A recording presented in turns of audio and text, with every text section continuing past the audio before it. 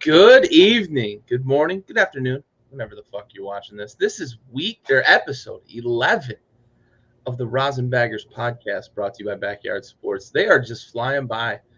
Episode 11. How you doing, Ty? I'm doing so well.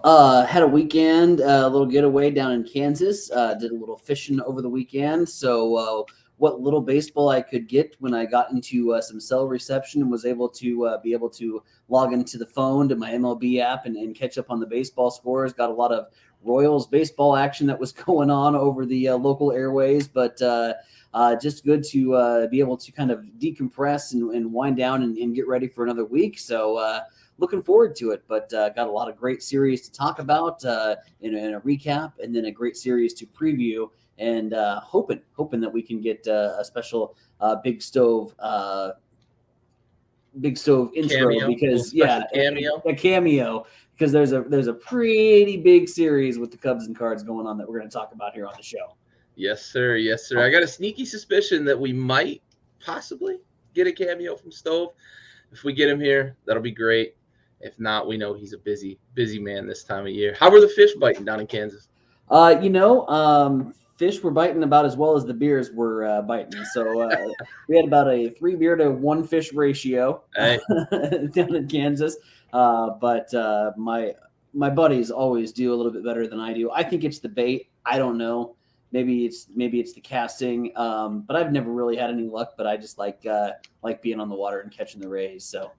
I love fishing, but I'm like you. I don't seem to have great luck. I don't know if it's bait. I don't know if it's my casting style. Whatever it is, I don't seem to. I mean, I've caught, plenty of fish in my life, but I've never had like a time where I'm either on the riverbank or I'm on a little boat out on a lake and the fish are just like jumping in the boat. I've never had that experience, so I feel your pain there. The ones I caught, we didn't have to weigh, and there was actually a little bit of a joke because they're like, "Well, I can use that for my bait to try to catch a bigger fish." Certainly wasn't hauling in the big ones. That's for sure. Yeah, we share similar sentiment in that regard. All right, well, let's talk about our review of Week 8 here. So last week, you and I highlighted on the show the Yanks and Rays and the Orioles and the Red Sox, and Stove was looking at Brewers Cardinals. So what do you think of your series, Orioles and Red Sox? You were talking about Adley Rutschman and all that came along with that. What'd you think this weekend? Yeah, so first of all, we'll start off this Baltimore-Boston series by saying that I didn't do enough research in determining exactly how long this series was. A 5-game series for me is kind of unheard of. I was thinking this was the typical 4-game weekend series with your Thursday, Friday, Saturday, Sunday. Well, they actually threw a doubleheader in there on Saturday, so we had 5 straight games of Orioles and Red Sox at Fenway Park. So there's a lot to unpack here, and we start with maybe the best game, the game that was put on Friday night. And, of course, this was Adley Rutschman's big coming out party, his first official week as a member of the Baltimore Orioles. So he was all over. Social media was all over the National Baseball Networks. They put him on primetime on Apple TV for their Friday night game of the week. O's and Sox first game would be the best game of the series. Sox got the series started off offensively 6-0 before the 4th inning, and you're thinking, okay, this is going to be a runaway, kind of what we expected. The Orioles don't have the pitching to match up against this Boston offense. But the O's would start chipping away. A 2-run shot from Anthony Santander. The Sox would answer. They manufactured 2 runs to make it 8-2. And probably at this point, you would have turned the channel, unless, of course, it was your featured series and you were dedicated to watching Boston and Baltimore, which is what I was doing. And thank God we were, because in the top of the 7th, Jorge Mateo hits a 3-run bomb. He makes it 8-5. All of a sudden, we got a brand new ball game. Hayes makes it 8-6. A defensive error makes it 8-8. Top of the 9, the O's spray the ball around the field. Ultimately would flip the script, win the game of the 5-gamer 12-8. A just total awesome comeback by the Baltimore Orioles to take game 1 of the series. And you're thinking, okay, well, Boston is Boston, and they're probably going to win the next, what I thought was 3, turned out to be 4 games. Saturday saw, of course, the double dip between the two teams. Game 1 was all about Nathan Eovaldi, pitching performance extraordinaire. Pitched a 7-hitter, his first career complete game. Tip of the cap to Nathan Eovaldi. Boston would win the game 5-3. Tied at 3 in the 6th inning. Bobby Dahlbeck, who has just been off to a dreadful start in Boston this year. Huge prospect too for them. Oh, absolutely. Like a big part of their future, and he has not brought the wood at all in 2022. Not until this particular series. Bobby Dahlbeck hits a pinch hit go-ahead home run. It's got to be good for the kid's confidence. The nightcap would go back to Baltimore, though. Denny Reyes got his first career start for the O's. Interestingly enough, Reyes actually came up through the Boston farm system, so for the team to get the win against his former team at Fenway had to be great for him. Sunday was all about the Boston Bats as they just unloaded on the O's. 5 home runs in the Sunday matinee as Boston would win their 9th in 12 games, splitting the weekend 4-game series with Baltimore 2-2. Bobby Dahlbeck hits another home run, saying it that kid is starting to get a little bit hot. So watch out if you're Boston faithful. What you were expecting maybe in April and May from Dahlbeck is starting to come around here in the month of late May and early June. Bobby Dahlbeck could be in store for a really, really streaky summer if he continues to hit the way he hit this past weekend. So could be breaking out for Boston. Of course, they got homers from Devers, Hernandez, Cordero, Arroyo, 12-2 route. Just a drubbing of the Baltimore pitching staff. It looked awful.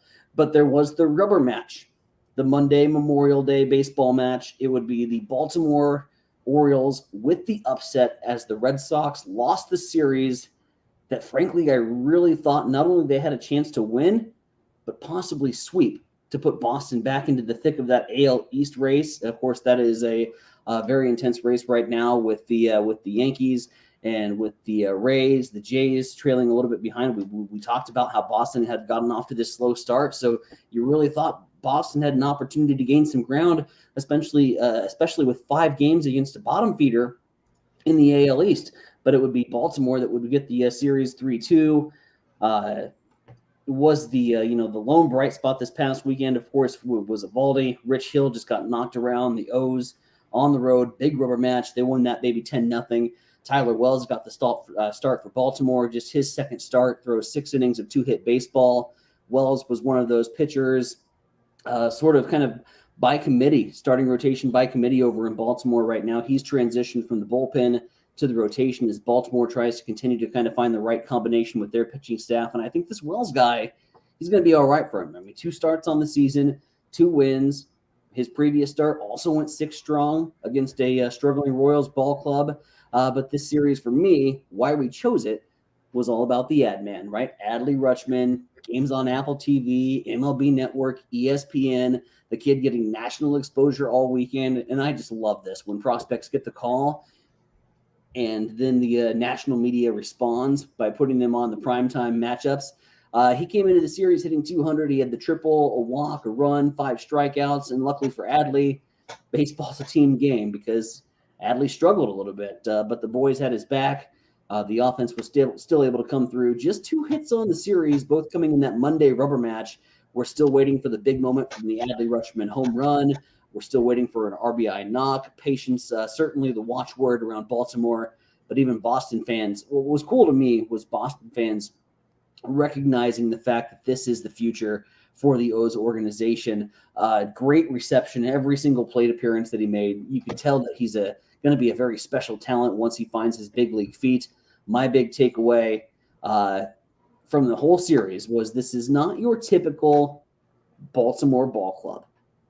You're not going into a matchup with them anymore with the idea that you're just going to roll over Baltimore and Baltimore is going to play dead and you're going to waltz out of there with your brooms and a sweep. There is some serious good vibes coming from this Baltimore dugout right now. And you know what? They're not a playoff team, but they're a team for me that's building something very special. And I wouldn't be surprised if 2-3 seasons from now, they make some serious noise in October. I like what the O's are doing. They're doing it the right way, and if fans can stay patient with the rebuild, and if Baltimore can put the blinders on, and we're going to talk a little bit about that coming up here on the show, if they can put the blinders on and not be sellers at the trade deadline, I think they're in for some really special things in about 250 to 300 games from now. Baltimore was really impressed with what I saw from them this weekend. Yeah, I think even this season too, and you mentioned the blinders, and I don't want to spoil too much of a topic later in the show, but if they can get through the trade deadline and keep, this mix that they have in place, they're going to be a tough out late in the season. So I think that's a great assessment by you in terms of where Baltimore's at. Right now, they could prove to be a tough out in September, but looking ahead to September 2023 and September 2024 is when you should start seeing strides. They've got a lot of these guys on favorable contracts for the next handful of years, Rutschman and Mountcastle and some of the other guys. Santander is even still quite young for, what he brings to the table. And then they've got to get pitching, right? That's the big thing for the next year to 2 years for them. They really need to focus on, is it developing in-house talent? What do they have in the minor leagues? Looking at their prospect rankings too, like they don't have a ton of pitching that's in their top 10 to 15. So whatever moves they do make, if they make any at this deadline or maybe even next year's deadline, has to be focused on arms in 23 and 24, honestly, for this team, because I think they've got some good bats in the lineup that are going to be there for the next handful of years. You really got to be able to keep runs off the board. You mentioned the 5 home runs that the Red Sox hit on Sunday. So, it's those things for the Orioles. If I'm an Orioles fan, I'm looking for, let's get some fucking pitching in here, right?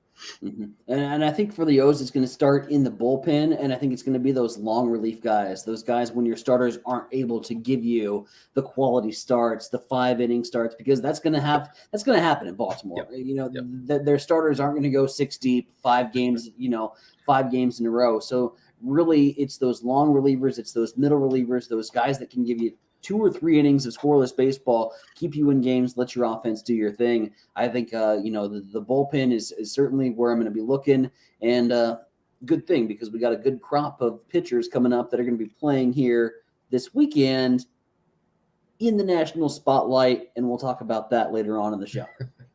For sure. All right. So I was looking at the Rays and the Yanks from this past week or weekend, and I learned one thing, right?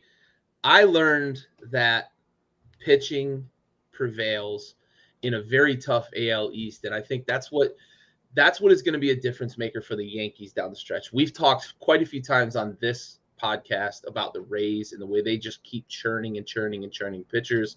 They've got a guy in the bullpen, this Fairreisen. He's lights out, man. He's 4-0 on the season as a reliever.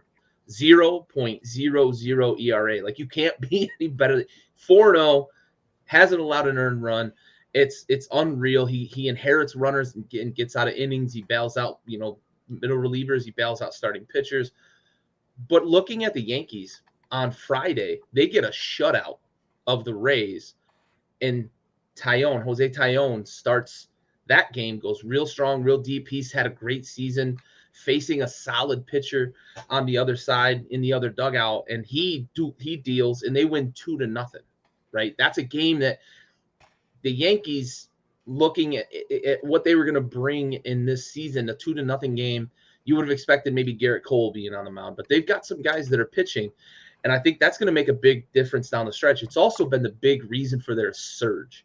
The bats have gotten warm, right? Judge is hitting well, Rizzo, Stanton, of course, he can hit the ball country mile on a line, but they've gotten pitching, and that's not what we would have expected, or at least I didn't expect that coming into the season from the Yankees. I thought they were going to play a lot of knockdown, drag out, slobber knocker, slugfest games, and they haven't really been playing that, and this series is a prime example of that, because the losing team in this series never scored more than 2 runs, right? And the most runs any team scored was 7, and the next most was 4.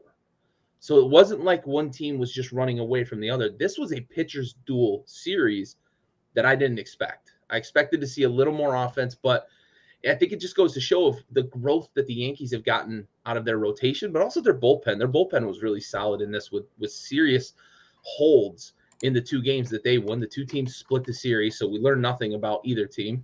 Essentially, we learned, these are the 2 best teams in the AL East, except you mentioned the Jays a moment ago. Yep. They're 8-2 in their last 10, and they're not doing it against just bad teams. Yeah, they beat up on the Mariners, they beat up on the Reds, but they took 2 from the Cardinals, and then they swept the Angels 4 games.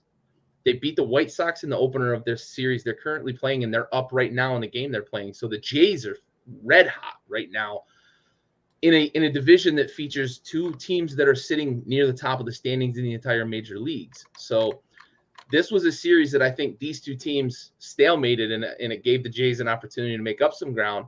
But it also showed us that these 2 teams bring more than just the bats to the table. Yeah, and you mentioned a little bit about the Jays. They're the hottest team in baseball right now for sure. 6-game winning streak, 8-2 in their last 10. Currently up. The offense is starting to click. And again, this goes back to my featured series with Boston. That was a huge opportunity for Boston to stay in the thick of it, and Boston has dropped huge ground. When Boston drops 3 games to Baltimore, to the bottom feeder of the American League East, and Tampa splits with New York, and Toronto puts together 6 in a row. Now Boston, they're 11.5 games back at first on June 1st. I mean, when's the last time we've said the Red Sox were more than 10 games back in early June? You mentioned a little bit about the Yankees, and here's what scares me about them, because I was with you. I thought that this was a Yankees ball club, that they were going to be, okay, score 10 to beat us, because we're going to put up 11 runs a game. So, we're going to put up 9 runs a game. You're going to have to score 10 to beat us. The fact that they've got their pitching kind of figured out really scares you if you're in the American League, really scares you, quite frankly, for Major League Baseball purposes as we move along throughout the season. And I think, how much of it comes into play with the pitchers, and all the talk all through offseason was the offense, was the bats.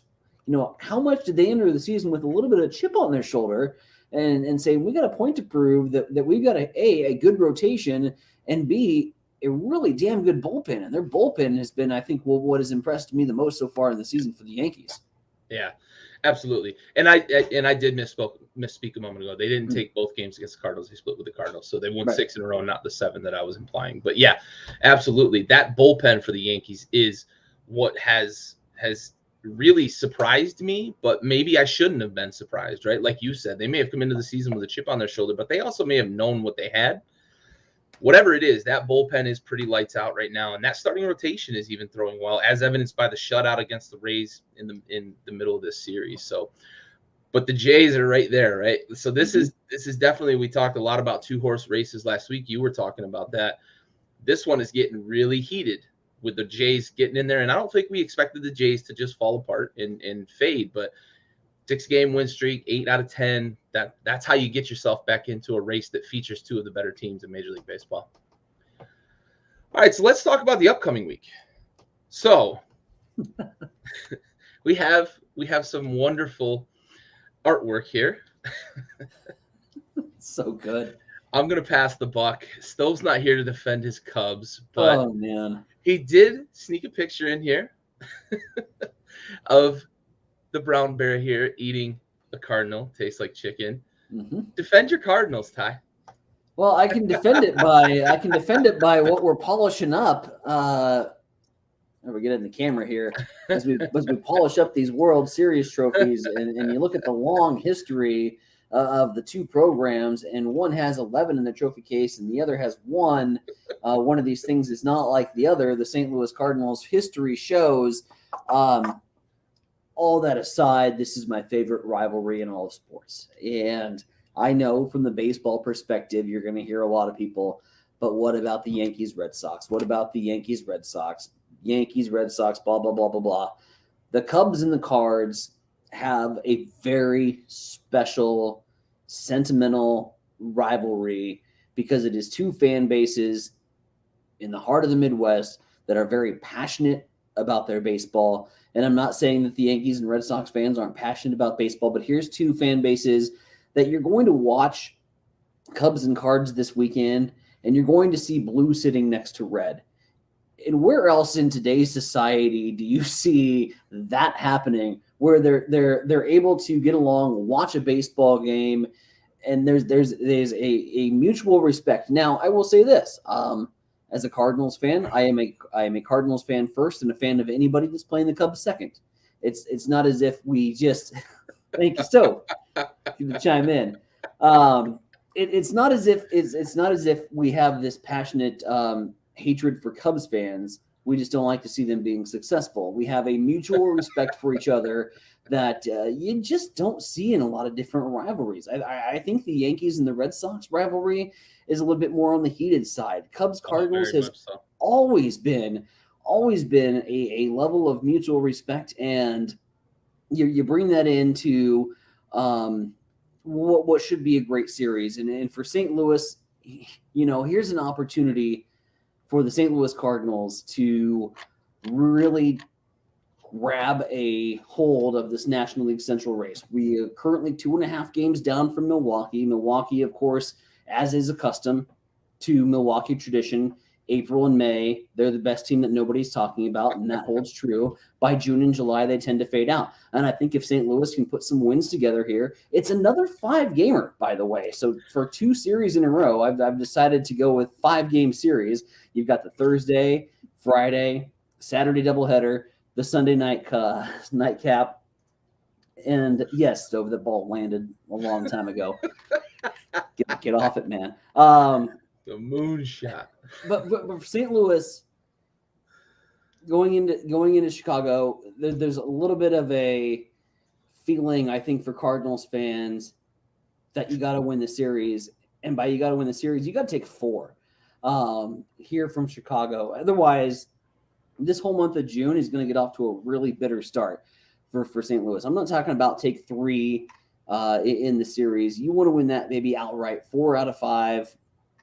And Chicago is in rebuild mode. We know that there's a real opportunity here for us to put good baseball on display. But St. Louis right now, number one focus is got to be getting everybody back, getting everybody healthy. Jack Flaherty is going to be coming back into the rotation really soon. We've gotten great production from the call-ups, from Nolan Gorman, from Juan Yepez. They've really solidified themselves into the St. Louis lineup. Nolan Arenado, truth be told, had a horrible May. He got off to that blazing hot start in April. And this past month of May might have been Nolan Arenado's worst month as a Cardinal since he put the jersey on. That being said, Paul Goldschmidt, his battery mate, has really picked things up. 21-game hitting streak, has reached base safely in, I think, 35 straight games. I don't know the exact number, but they played like the superstars they are. Nolan Arenado hit a bomb today as the Cardinals swept the Padres. No easy task for St. Louis to go sweep San Diego. St. Louis is playing very hot baseball right now. Albert Pujols had the sac fly in last night's game in the 10th inning. He's still proven that he's got stuff yet to give. Tyler O'Neill, the big bomber outfielder for St. Louis, his shoulder currently bothering him a little bit. We're getting him cortisone shots, trying to get him back into the lineup on an everyday basis. Dylan Carlson's been on the shelf. So 2 of the 3 outfielders, 2 of the 3 best defensive outfielders for St. Louis, apart from Harris and Bader, have been out of the lineup. So you got call-ups like Lars Nootbaar, who came in to provide some help for St. Louis. Corey Dickerson has had to increase and expand his role from what he was originally intended to do. You hope to get all those pieces back together, and maybe St. Louis, I think, still has another level to get to. Here's the deal with St. Louis is you're 3 games back, 2.5 games back of Milwaukee. St. Louis has yet to hit their peak. They've yet to get all their players back. And I think when they do, this St. Louis team can really, really explode. Might be, and still for my money, is the second best team in the National League. So I'm watching this series. First of all, I put it as my featured series because there's no other baseball that I want to watch this weekend other than Cubs Cards, because when Cubs Cards play, you stop everything you do as a Cardinals fan or a Cubs fan, and you watch that series. It's that good. It's can't miss TV, and it should be a fantastic series. 5 gamers. Like I said, we'll have Miles Michaelis. We're throwing in some new guys. Matthew Liberatore. I like to call him a Liberator because that's how I pronounced his name for the first couple weeks before I realized it was Liberatore. Liberatore is going to get the start in the first game. You're going to see Packy come out. He's been back and forth between the major leagues and AAA. Packy Newton will come out and he'll pitch one of the games on Saturday in the doubleheader. But then you got the Waino Yachty battery mate. I think they're slated to go on Sunday Night Baseball on ESPN. So perfect primetime opportunity to see two of the greats go do their thing. Yachty and Waino get yet another start as a pitcher and catcher battery mate. Just so many good storylines, and then you throw in, like I said, Thursday, Friday, Saturday, doubleheader, Sunday, 5 great days of Cubs cards from a baseball fan, from a Cardinals fan, from just a fan of Midwestern rivalry baseball. You can't ask for a better series than what we're about to see. And Stove, I think, chimed in about 3 or 4 times while I was talking, and I'm sure it was just trash talk, so we'll just ignore that. But like I said, should be a great rivalry series. And like I said, from my perspective, if I was the betting man, I'd say I'd place 4. St. Louis to pick up 4 in this series. I like that you brought up Lars Nootbaar because there's always a name. Yeah. That name is, there's always a name in baseball that it's so good, and that's one of my favorites. You got Lars, and I really love Packy. Packy is one of the starting pitchers who's come up. He was in the bullpen for a while. His first name is Packy. And it's like that's just a baseball name. You just love it. For sure. All right, I am previewing. He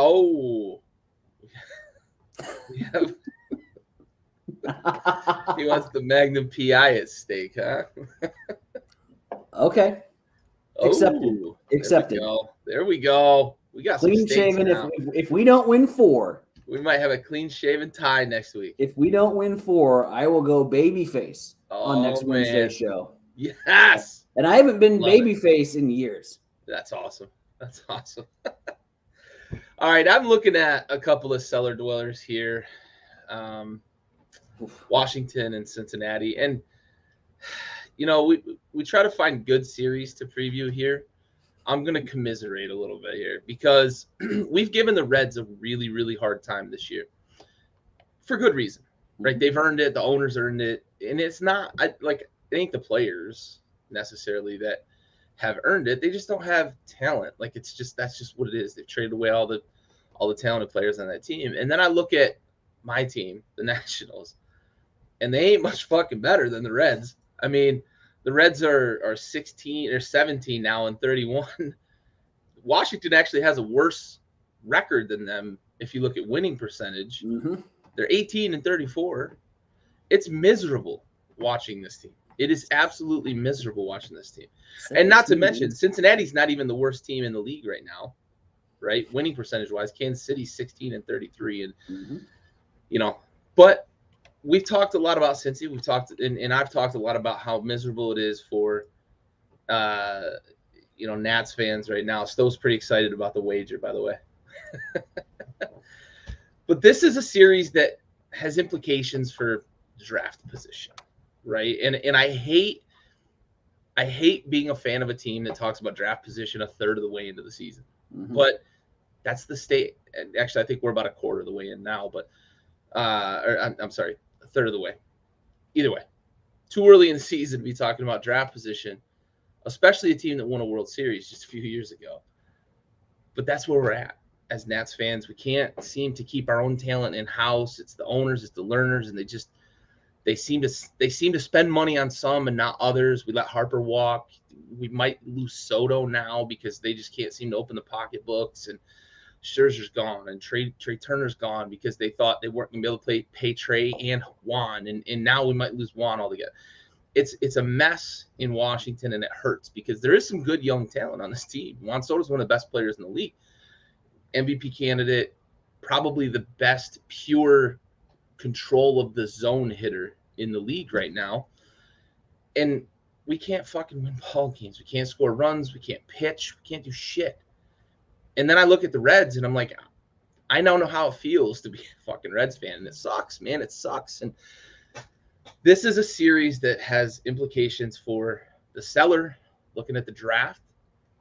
If I'm a Nats fan, which I am, I look at what the Nats were able to do from 2013 to 2017 in the draft, they built a World Series roster from 2013 to 17.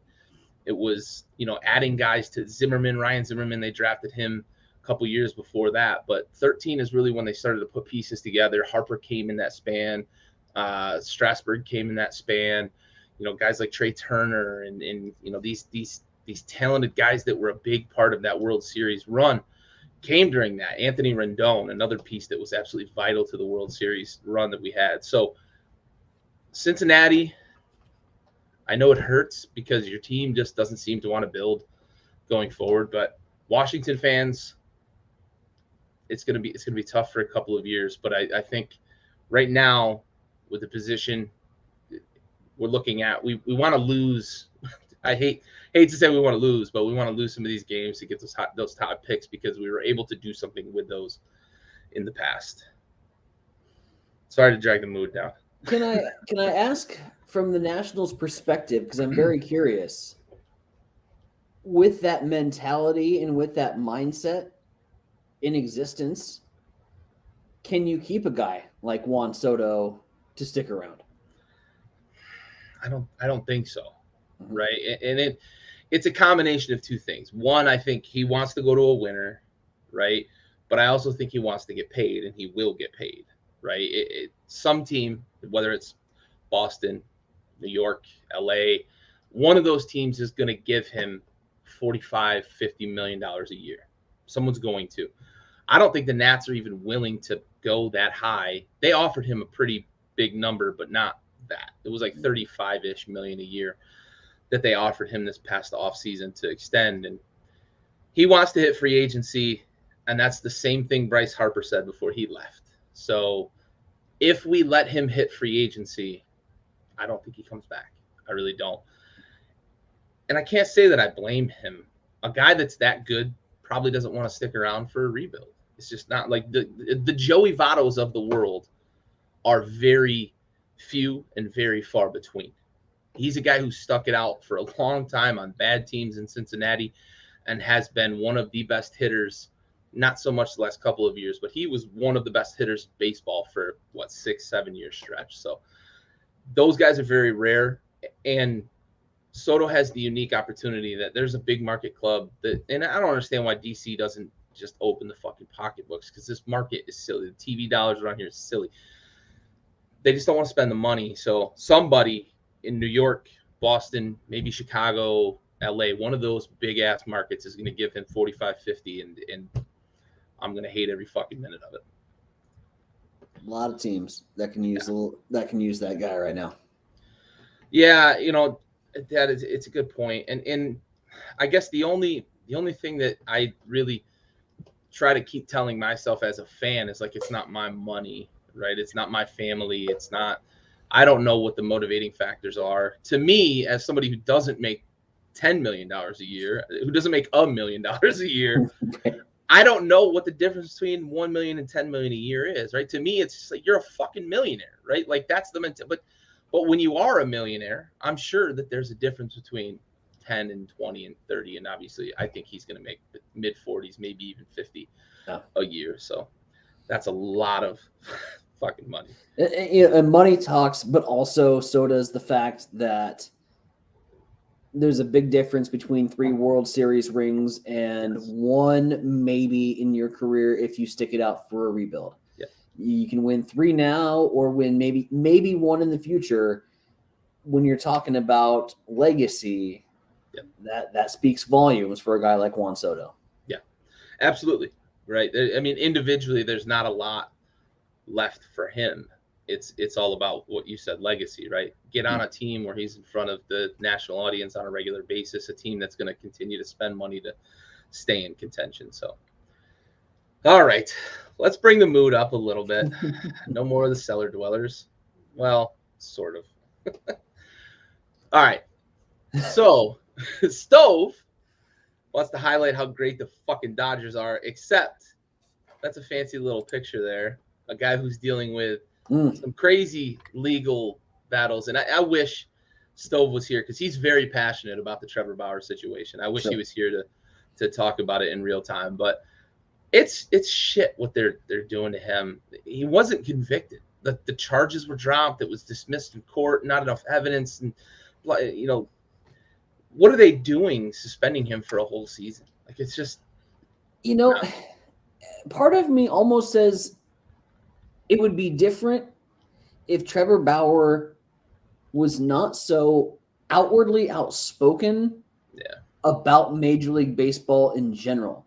He is one of the first people to take to Twitter, to go to The Athletic, to write a scathing article about what, in all fairness, real issues with Major League Baseball that do and will be addressed. But the fact that he is not shy to throw them under the bus and then put the bus in reverse and run them back over, to me, it almost makes me think that Major League Baseball is a little bit more of a vendetta against Trevor Bauer. That, again, the allegations were there, but he hasn't been charged with anything. Every other sport that has those type of instances, we see those players get back into the league once their court proceedings play through. Trevor Bauer still on suspension. To me, I think it's almost a little bit of a Major League Baseball situation saying, we've got this guy suspended.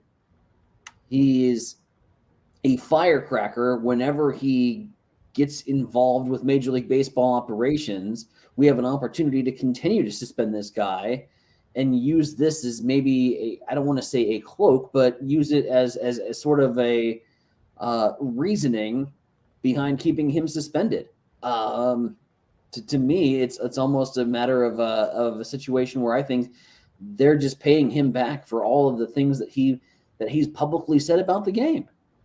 Yeah, I think you're absolutely right. And I think there's a reason the players union isn't fighting this.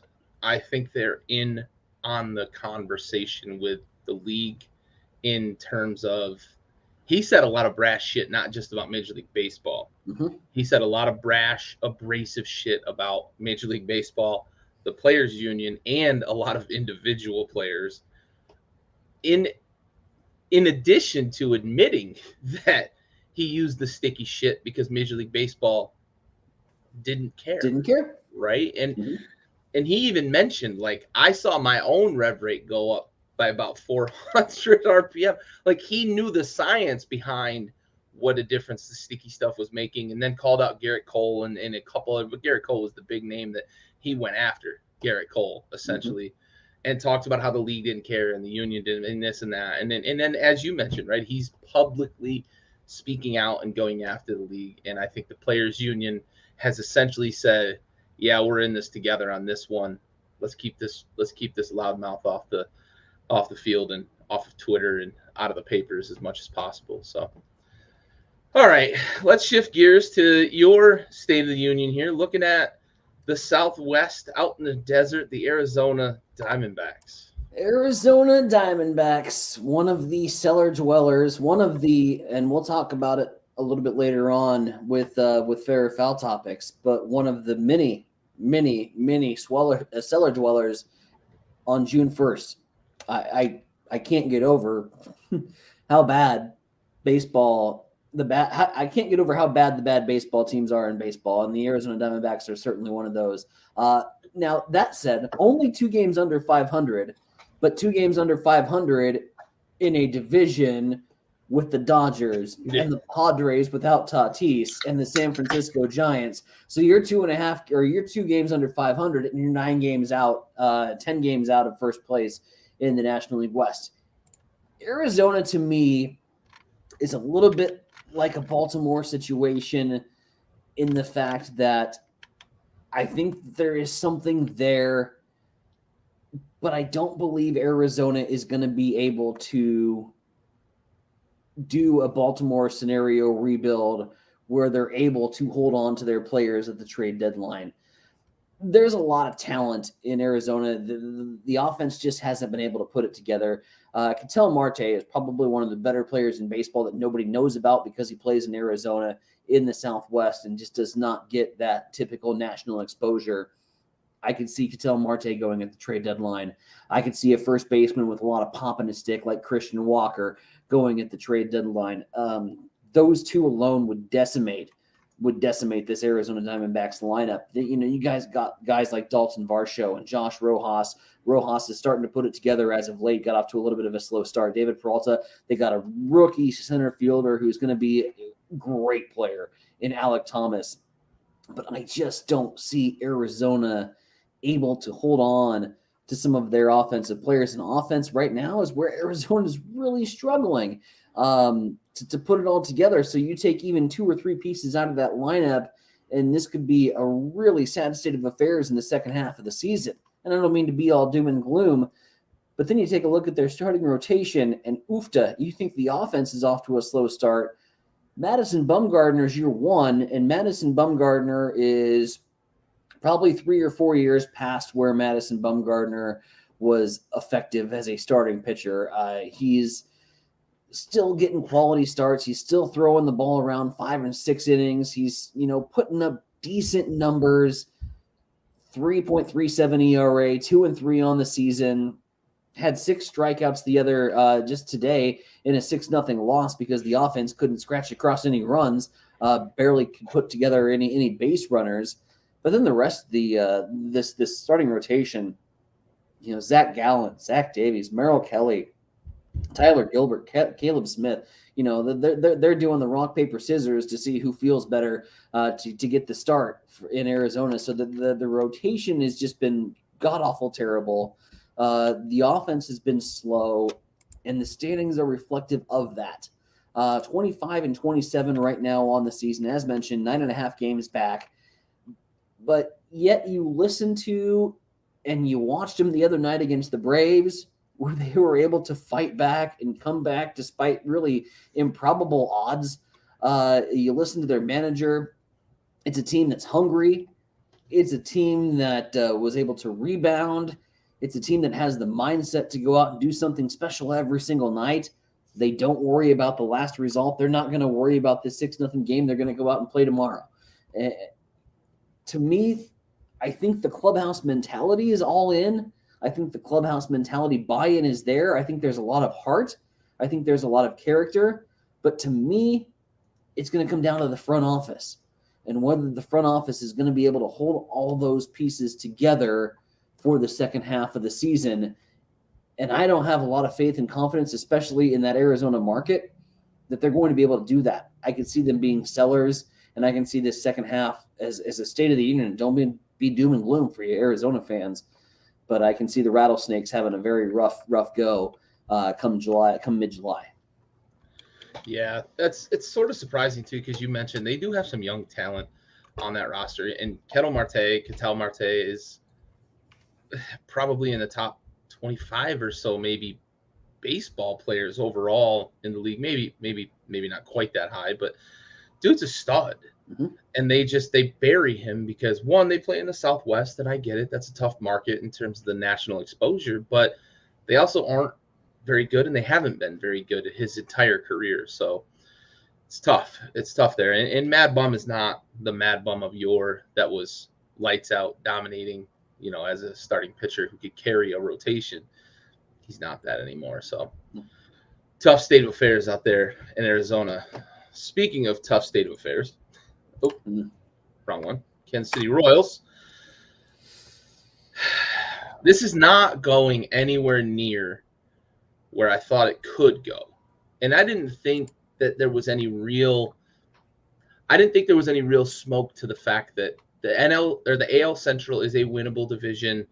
And if the Royals had some things go the right ways, I thought maybe they could compete in this division. And we talked about it in our season preview that the Royals have a pretty good combination of young guys and some vets. And Selby Perez, who's been really disappointing this year, starting to turn it around in terms of power numbers, but he's batting like 168 or something. Like, you can't survive like that when he's a heart of the lineup guy for them. Hit 48 bombs last year, and they can't get any runs. Bobby Witt's struggling at the plate. Seems to be handling himself fine in a lot of other areas of the game. He needs to figure out the stick at the plate. They aren't getting pitching. Zach Greinke's been a big disappointment for them. He was a guy that coming home they thought might be able to provide some sort of veteran presence, a stalwart in the rotation. They've been really bad on the mound and maybe even worse on offense. They got shut out again today, and that's like 9 times this season they've been shut out. I think the number is 27 or 28 times this year they've scored 2 or less on the season. That offense is fucking anemic. It's so bad. So right now the state of the union for the Royals is not good, and I thought it was going to be really good with the young talent. And I was really excited about Bobby Witt, and I still am. I still think he's going to be great. I love that they're letting him struggle in the major leagues and not trying to send him down to AAA because he doesn't belong in AAA. He's just going to go down there and dominate. And another guy, O'Neal Cruz, doesn't belong in AAA. Pittsburgh, if you're listening, you fucks. Dude's just down there fucking dominating and throwing his bat, trying to show his ass to get up to the major leagues because that's where he belongs. So I'm glad they're letting Bobby Witt struggle at the major league level, but this is tough because we've gone from thinking that the Reds were going to set the loss record to suddenly the Reds aren't even in last place anymore, right? The Nats are behind them in winning percentage, but the Royals are really behind them in winning percentage. It's tough there. And it's going to be a long, long summer. Yeah, and there is a little silver lining with the Royals. Not much, though. First of all, you're absolutely dead on. You can't send Bobby Witt Jr. back down to AAA. Your team has won 16 games this fucking season. So there is zero reason for Royals fans to go to Royals baseball games. The only reason that they're going to Royals baseball games, and I know this because we are 5 hours away from the Kansas City market, and everybody here in Central Nebraska is a Royals fan. And I know the only reason people leave from South Central Nebraska, from Lincoln and Omaha, and make a weekend trip to Kansas City is to go watch Bobby Witt Jr. They want to watch the future stud. That's what's putting asses in the seats right now for Kansas City. So would be just stupid to send him down at this point. Plus, in AAA Omaha right now is a guy that's absolutely slaying. Wins Pacific Coast League Player of the Month. His name is Vinny Pasquantino. He's a first baseman, and he can absolutely rake. He is the next big prospect for Kansas City. I would expect a June call-up for Vinny Pasquantino because of the current Royal state of affairs right now and because they just need some sort of positive energy to go their way. And you got guys like Whit Merrifield, who is not hitting very well. Whit Merrifield, they used to call him two-hit Whit because he would average about 2 hits a game. He's no-hit Whit right now because he's not hitting anything.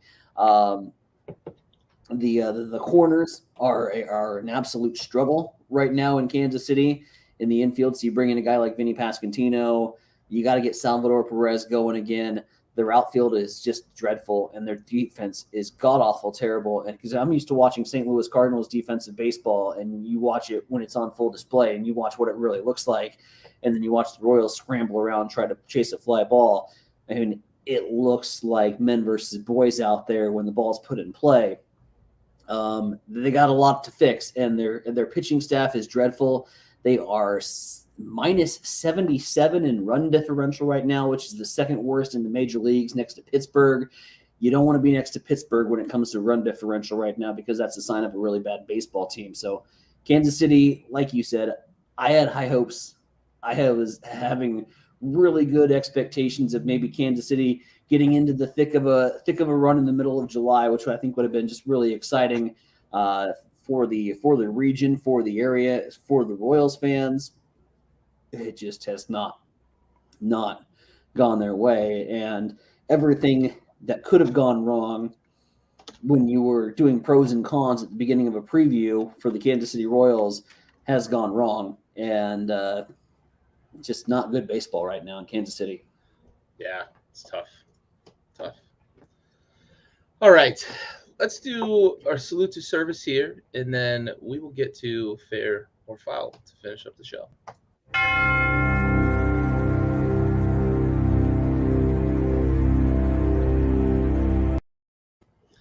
All right, this week's episode goes out to Air Force Captain Kellyanne Lilly. She died November 27th, 2020, serving during Operation Freedom Sentinel. She was 30 years old at the time. Captain Lilly hailed from Parlin, New Jersey. She died near Al Dhafra Air Base in the UAE. She was assigned a 380th Air Expeditionary Wing. She graduated from the U.S. Air Force Academy and was on her first deployment. Air Force Captain Kellyanne Lilly, this episode goes out to you. We have the watch.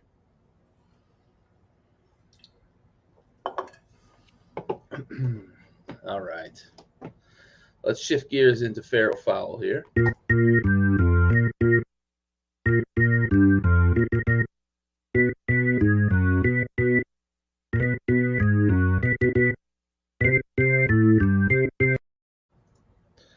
All right.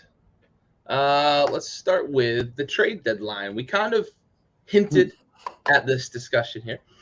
Fair or foul, the trade deadline will be madness because there's such a gap between good and bad teams this season. What do you think?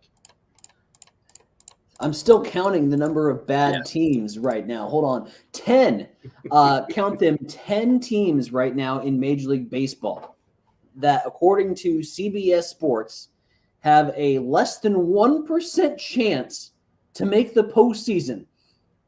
We're at June 1st, and there is 10 teams that have a less than 1% chance. For all intents and purposes, 1/3 of the league is eliminated from playoff contention. It's unheard of. On June 1st. Unheard of the gap between the pretenders and the contenders this season. To give you those 10 teams: Baltimore, Detroit, Kansas City, Oakland, Washington, Pittsburgh, Chicago, Cincinnati, Arizona, Colorado, all with under a 1% chance to make the postseason. And then you look at the teams that are in the thick of the race, that are going to be in those 1 and 2 horse races that we talked about, that could use some of those players. A Toronto, maybe one more piece of the puzzle away from having a really, really 1 through 9 lineup that's going to give New York a little run for their money. Tampa Bay, not traditionally a buyer at the trade deadline. Could they get involved knowing the race that they're in the American League East? I think Chicago White Sox would be a huge market for some players. They're still kind of reeling with some lingering injuries and some of the injury bug. Maybe they add a little bit of depth to their roster to try to give Minnesota a run for their money. Minnesota might not be done. They hired, of course, went out and spent all that money on Carlos Correa. Correa has been on the shelf on the injured reserve list for most of the season for Minnesota.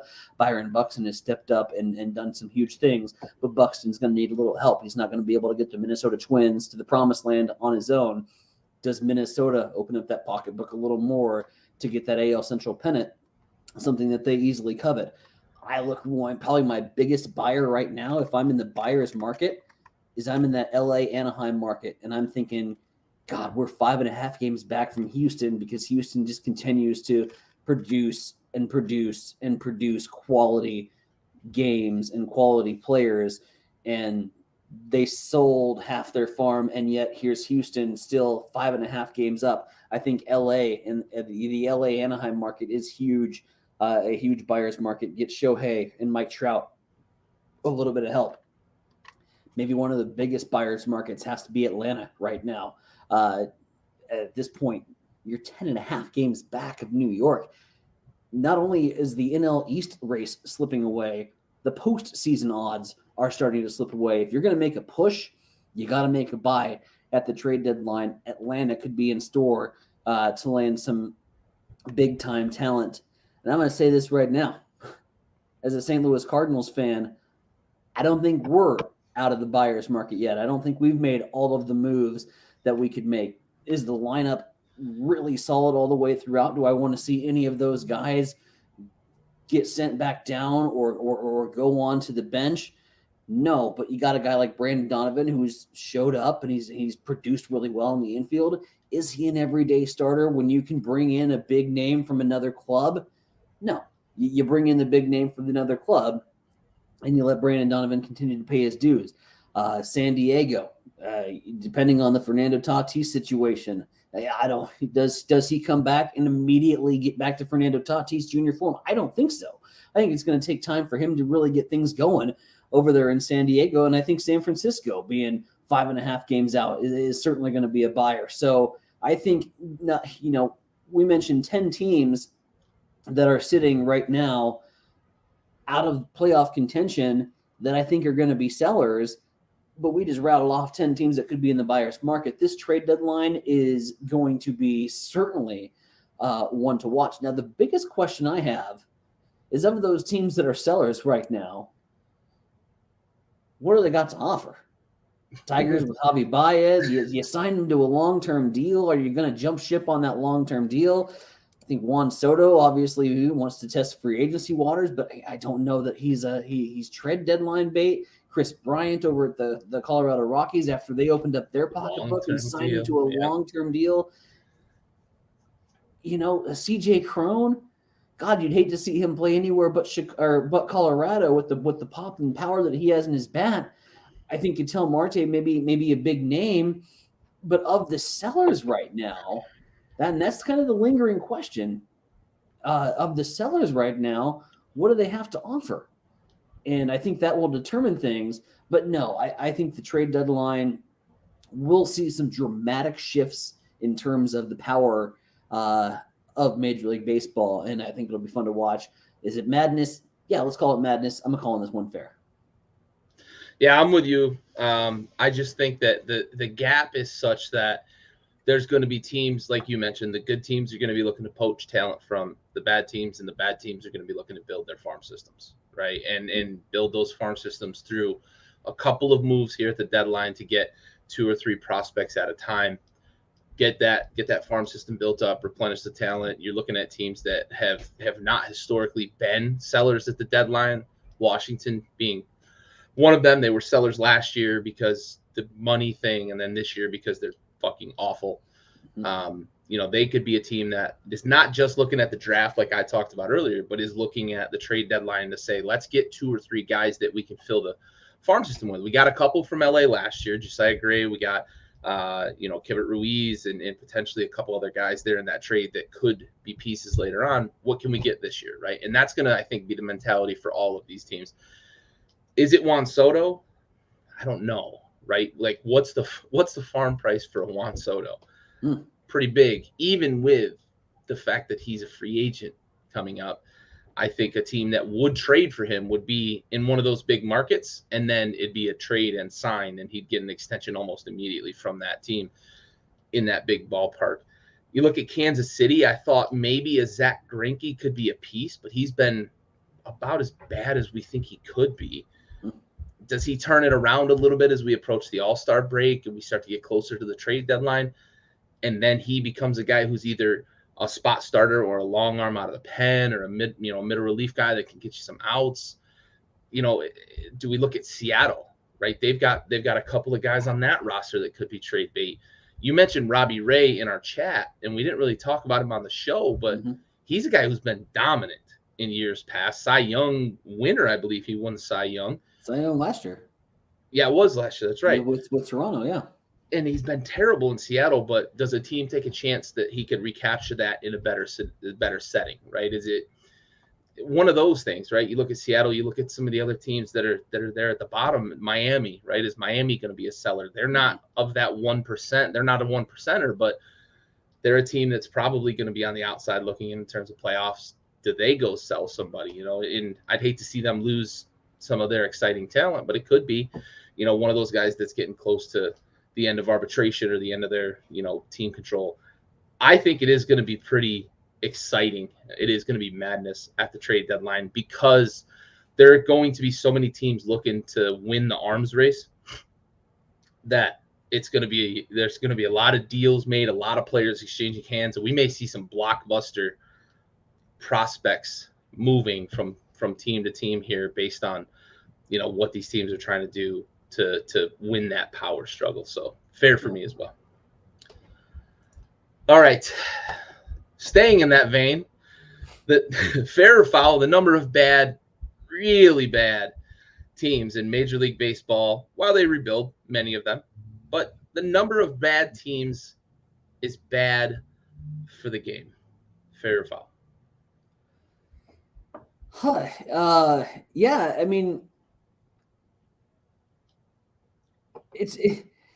normally I would say that this would be an automatic fair, right? You don't want a piss poor product to be on display in Major League Baseball. You don't want the low attendance numbers that bad, real bad Major League Baseball teams tend to produce.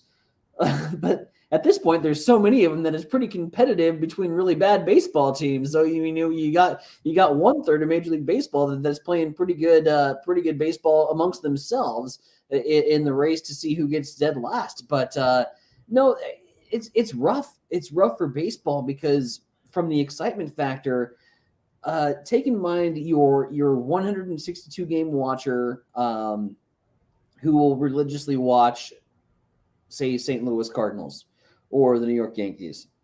And it's hard to get excited as a Cardinals fan to be like, I want to tune in for St. Louis and Washington.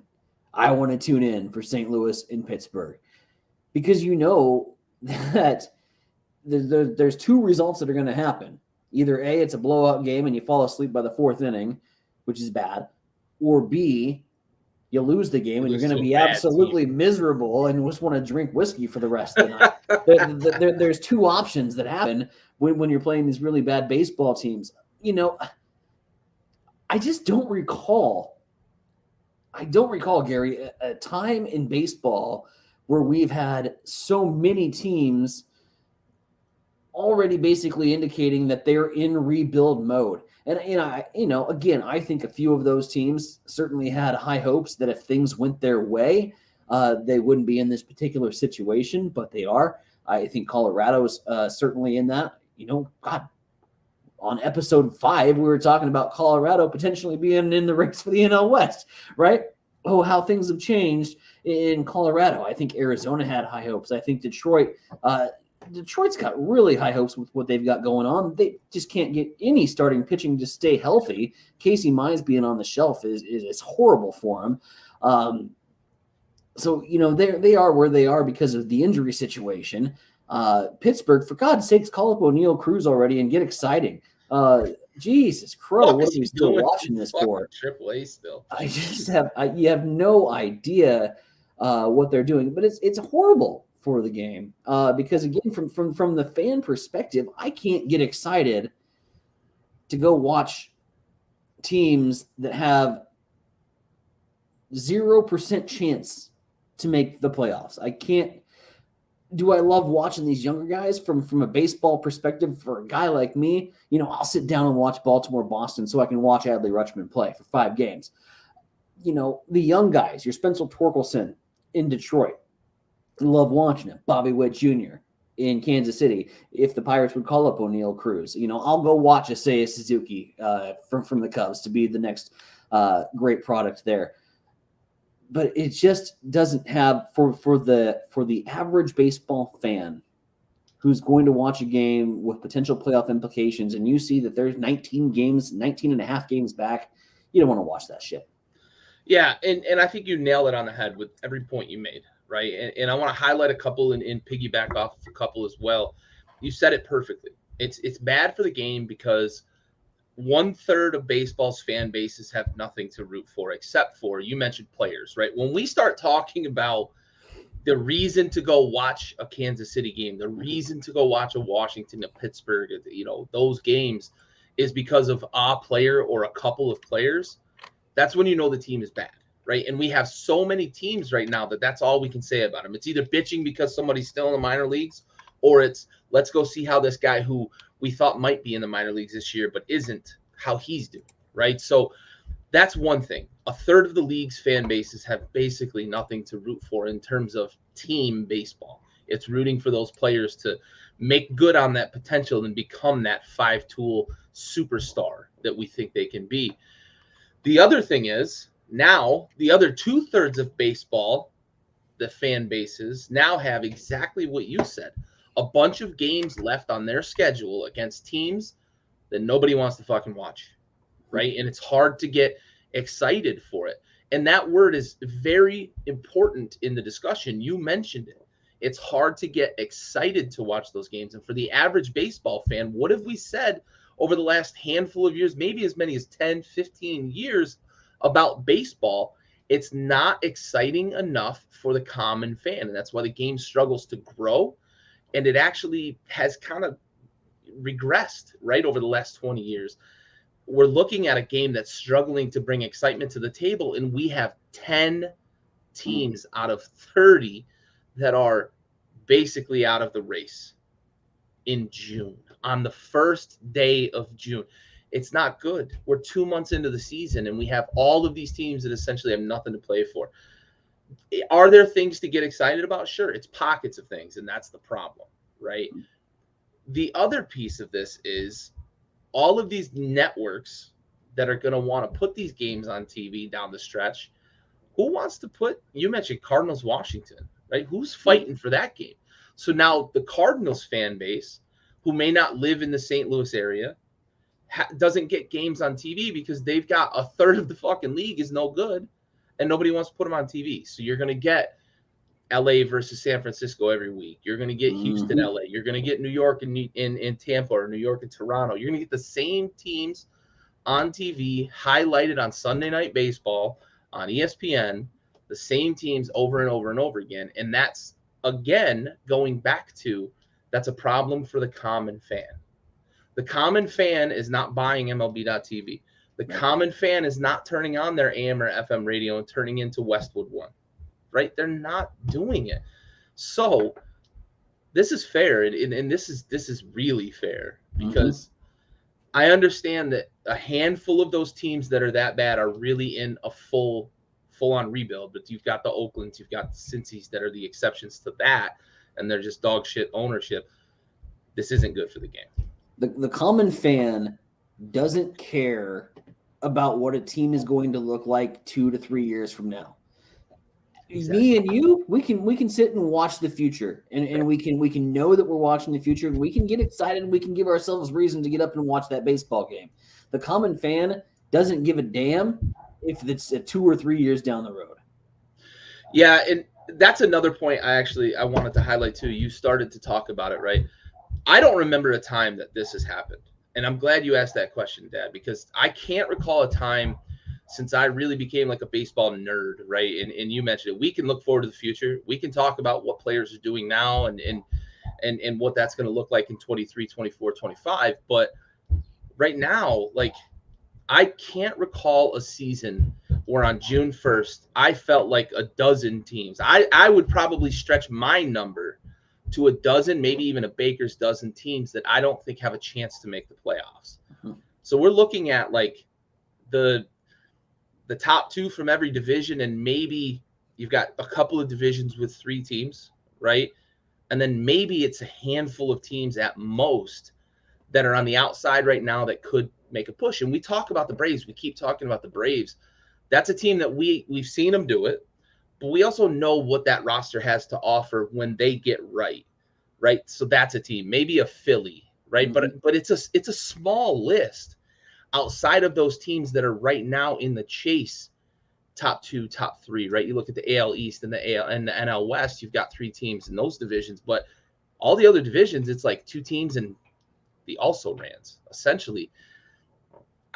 I don't recall a season, and correct me if you can think of one, but I don't recall a season where on June 1st, I'm talking about 12, maybe 13 teams, and CBS Sports is saying 10 teams have less than a 1% chance of making the playoffs.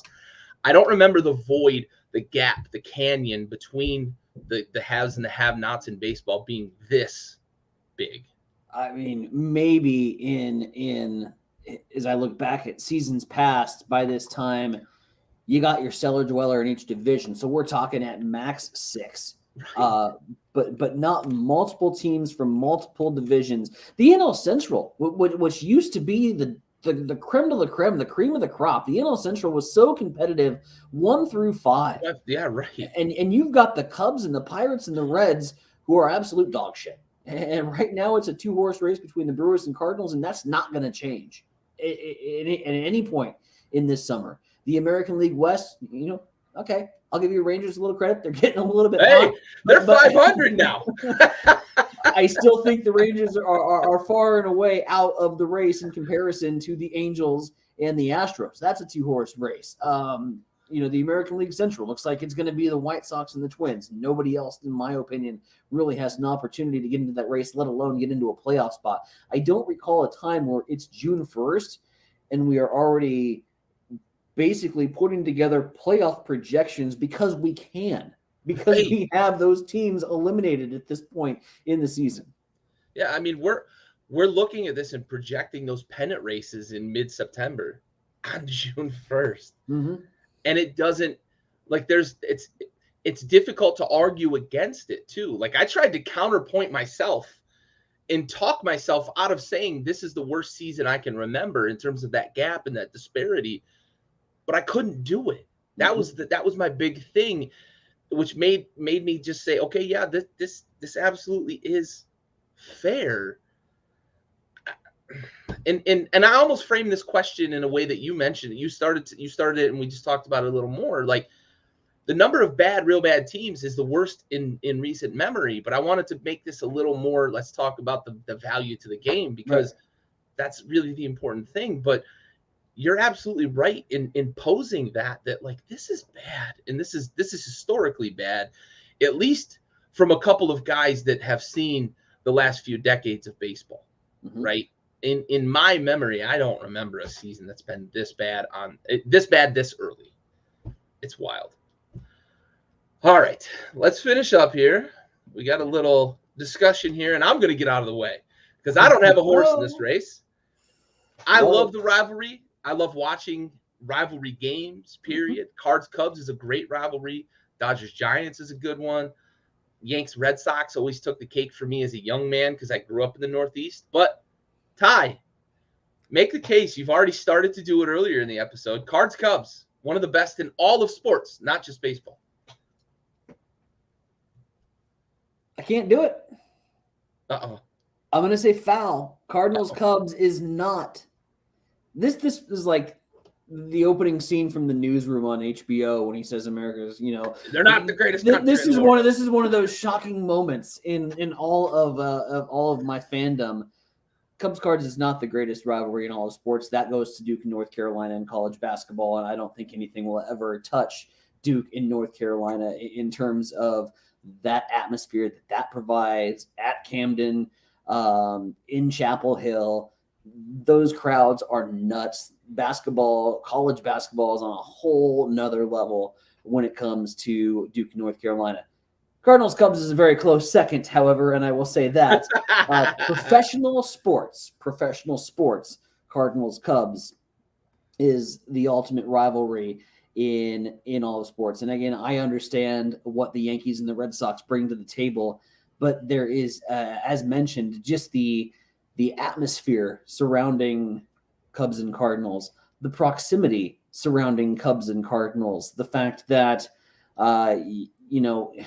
Cardinals fans can go into Wrigley Field and sit next to Cubs fans and not be throwing punches and getting into slug fights and just generally enjoying the atmosphere that those two venues, Busch Stadium and Wrigley Field, provide. And again, as mentioned, I've grown up in it, and the rivalry is as such where, here's the ultimate deal. You have two very proud fan bases. You have two very passionate fan bases. But at the very end of the day, if the Cardinals didn't make the playoffs, the Cardinals fans would still consider themselves having a successful season if they finished in front of the Chicago Cubs. And I don't think you see that with other fan bases. You don't see the Yankees missing out on the playoffs. I'll give you one example of that. It's Washington, Dallas in the NFL. Legitimately, if Washington sweeps Dallas and misses the playoffs, I'm okay. Right? Of course, I want to make playoffs, but if they sweep Dallas, it was a good year. And Dallas fans feel the same way. However, Washington has turned that kind of rivalry into a laughingstock with everything that they bring to the table. So I can't even pose it as a better rivalry. I will say that is the sentiment shared in that rivalry, though. If we beat the shit out of Dallas and we miss the playoffs, there's still something to hang our hats on. You go back and this goes even further back to baseball memories that I can remember when you used to have the one game on national television, because that Oh was yeah. back when all you could get was one game on national television. It would be a Saturday afternoon at Wrigley Field with Bruce Sutter going up against the Chicago Cubs. The amount of history behind this rivalry, the fact that really, in terms of record wise, the Cardinals do have the edge, but it's been pretty close, and it's always been that thorn in your side if you're St. Louis has been the Chicago Cubs. So yeah, I look at this rivalry just purely from it, and this is clearly biased because it's obviously there's a lot of sentimental value that I have growing up a part of this rivalry. But from my perspective, being a St. Louis Cardinals fan, and I think if you ask St. Louis Cardinals, if you ask the St. Louis and Chicago markets, what's the best rivalry in all of sports? Two big markets in the Midwest. They're going to tell you it's Cubs Cards, and they're not going to hesitate to tell you it's Cubs Cards. As much as St. Louis loves their hockey with the Blues, and as much as we hate the Chicago Blackhawks, the Blackhawks and Blues don't hold a candle to Cubs Cards.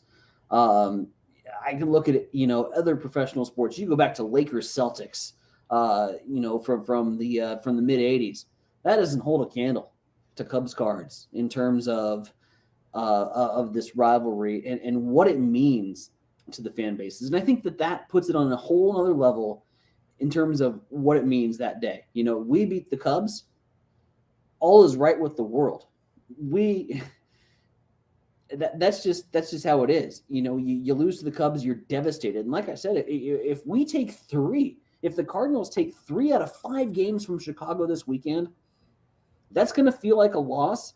And the entire month of June is going to drag on because that's how long it lingers when you lose to your rival. Cardinals Cubs in all of sports, second best rivalry. In professional sports, best rivalry. Fair. Excellent. I will say this. You mentioned Blues, Blackhawks. Hockey has some sneaky, bitter rivalries. Mm-hmm. And we saw one in the playoffs this year with Edmonton and Calgary. Was such incredible fun as a non-vested party in watching that series. That was so fun to watch because those fans in both stadiums were absolutely fucking maniacs for their teams and against the other teams. That was really fun to watch. But Battle for Alberta. Yeah, absolutely. So, all right. That brings us to our conclusion of the episode. Closing thoughts, Ty. All right. Well, we're going to close with what we have on tap for the weekend. We did a series preview with Cubs Cards. We did a series preview with the Nationals and Reds. But now it's time to take a look at a preview of the future of baseball. It's the most wonderful time of the year. The road to Omaha is underway. Regional competition gets underway on Friday. This is the most exciting time for me as a baseball fan. I love the college baseball championships. I love the regionals, the super regional formats, exactly how they set it up. The fact that you start off by going out to the top seeds and then you work your way eventually to TD Ameritrade Park in Omaha. Damn shame that it's not Rosenblatt. Another topic for another time. Possibly fair or foul next week. Rosenblatt should have never been demolished. It just breaks my heart. That said, we've got some great competition. The only thing that I really do not like about this, I'm not going to even talk about Nebraska. Nebraska had a horrible season in the Big Ten, which is the worst conference in baseball. The one thing that's missing from this field of 64 is NC State. The NC State screw job from last year. Still bitter about not getting to see the Wolfpack potentially hoist the NCAA championship, which I think all intents and purposes they had such a great opportunity to do so. They gave it to the SEC Vandy by way of forfeit thanks to the COVID protocols that were going on. Damn shame. Really wanted to see NC State get back into the tournament. But that said, we've got some great regionals. I'll highlight just a couple for you. Every action getting underway on Friday. The Austin Regional just appears to be an absolute banger with 2 teams with over 40 wins. All 4 teams in this regional have over 30 wins, and that is going to feature Texas and Air Force. That'll be at 2 p.m. on Friday on the Longhorn Sports Network. Yeehaw.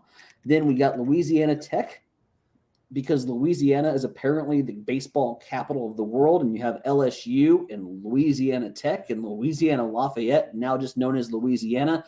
All 3 of those teams have made it into regional competition. So you got La Tech versus Dallas Baptist. Of course, Dallas Baptist is just one of those sneaky good baseball schools that continues to turn out great products.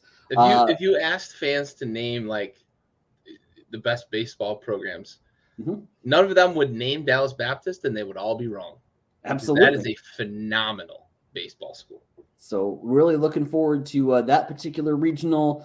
Also, we have got a regional over in Oklahoma State, which will feature the Oklahoma State Cowboys. They're the top seed, but they got a sneaky 2 seed in there. Arkansas last year, the Hogs, the Omaha Hogs, they always make a great run. They could be making another great run at this. So Arkansas is playing in that regional against Grand Canyon. And then we'll see Missouri State. Of course, my particular favorite college baseball team, other than Nebraska, is LSU, because of the way the LSU fans treated me at the College World Series in Rosenblatt a few years ago when Nebraska had made it to the big dance at the College World Series. The LSU fans welcomed us into their tailgate, so they have a special place in my heart, always will. LSU's taking on Kennesaw State in the Hattiesburg Regional. Southern Miss is the top seed. Army picking up the 4 seed in there. At any rate, it's going to be all over ESPN. It's going to be all over ESPN Plus. It's going to be all over ESPN2 and ESPNU. The entire weekend will be filled with college baseball action, the ping of the bat, and watching it in its most pure form. And plus, we get a good look at the draft class, some of those arms, some of those pitchers, some of those next tier top talents that are going to be playing at the Major League Baseball level really soon. So if you're a fan of the future of the game and you're a fan of just watching great baseball taking place, the road to Omaha starts this weekend, and I can't wait for it to get going. Yeah, it's great to compound that with the potential for June call-ups, right? We often at this time of year we'll get a prospect or 2 that gets called up, and then that guy, it seems to happen often that guy comes up and he's in the Rookie of the Year contention or wins Rookie of the Year. And then we get to watch all these young bucks and the ping of the baseball bat, that iconic sound and just the atmosphere of Omaha. And you mentioned Rosenblatt, and I know Stove has some pretty strong feelings about Rosenblatt versus TD Ameritrade as well. Would love to get his thoughts on that.